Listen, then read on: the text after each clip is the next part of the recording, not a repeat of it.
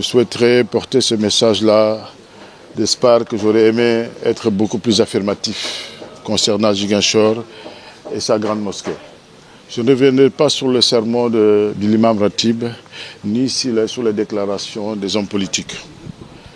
Je fais remarquer simplement, en tant que Ziguinchorois de naissance et membre de la diaspora, j'ai eu à constater aujourd'hui quelque chose qui me désole. En ce jour aujourd'hui de fête et de pardon, je dois vous avouer que je suis en colère. En colère contre moi-même d'abord. Parce que ce n'est pas la première fois que je quitte Paris pour venir prier à Ziguinchor. Et 3 fois de suite, j'ai pris à visage découvert, à même le ciel, et aujourd'hui dans une hutte. Je vous demande de filmer ça et de montrer ça au monde. À Ziguinchor, la grande mosquée de Ziguinchor, aujourd'hui là où siège l'imam Ratib de Ziguinchor, on prie dans une hutte. Voilà ce qu'on a ici à Ziguinchor. C'est une honte. Je suis révulsé.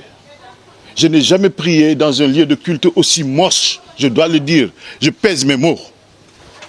Et je suis très en colère. La responsabilité nous incombe à nous tous. Fils de Ziguinchor d'abord. Aux autorités également. J'ai entendu le représentant du maire dire qu'ils ne sont pas concernés parce que c'est un monument classé. Mais des foutaises. Classé pour qui et pourquoi? La maison de Dieu est classée pour être moche, pour ne pas être faite, pour ne pas être construite. C'est ça le classement? Mais Dieu est là avant l'UNESCO, je suis désolé. Depuis combien de mois, depuis combien d'années cette mosquée-là est soi-disant en construction?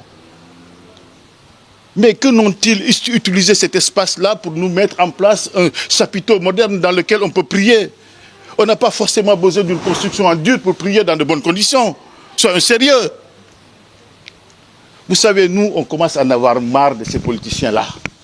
Et je veux vous le dire carrément. Je demande au gouverneur solennellement de porter ce message-là auprès du président de la République. Nous sommes très mécontents de l'état de la mosquée de Ziguinchor. Si la maison de Dieu doit d'avoir ce visage-là, je suis désolé pour la foi des musulmans de Ziguinchor et de la Casamance. Ils ne méritent pas ce Dieu-là. Effectivement, j'avais accompagné en son temps la prière de Doudou Ka ici, en cette mosquée-là. Car je viens souvent prier à Ziguinchor, comme je me fais ce devoir personnel de le faire. Et à cette occasion-là, il avait effectivement lancé un projet qui était un projet alternatif de la construction qui s'éternise. Je dois simplement dire et lancer ce message-là à l'endroit de Doudou Ka. On sait qu'il est capable de créer un aéroport en 45 jours, on l'a vu au Cap Skirring. De grâce qu'il nous fasse un chapiteau moderne climatisé ici à Ziguinchor, en attendant que ces fichus travaux-là, soi-disant classés, se terminent. On peut le faire.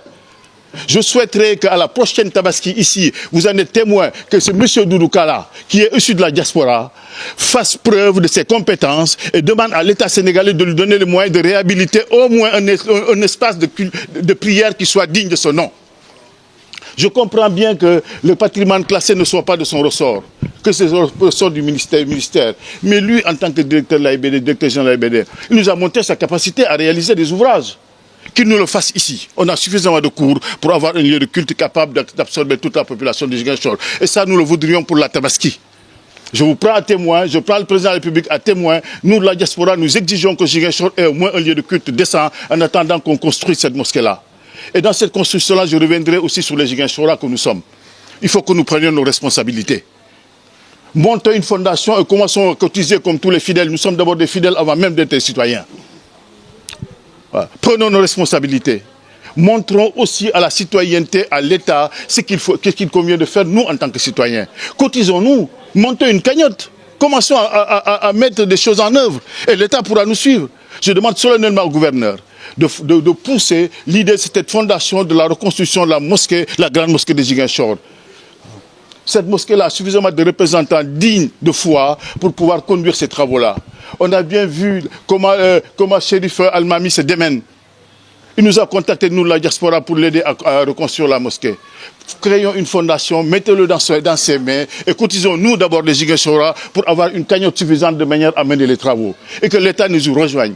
Mais avant ces travaux-là, qui peuvent être de longue haleine, que Doudou Ka nous aide à avoir un chapiteau moderne ici. Et nous le voulons rapidement, pour la Tabaski prochaine. Il est capable de le faire parce que quelqu'un qui est capable de conduire des travaux simultanés sur 3 aéroports casamançais doit avoir la capacité de faire quelque chose pour le lieu de culte de tous les musulmans.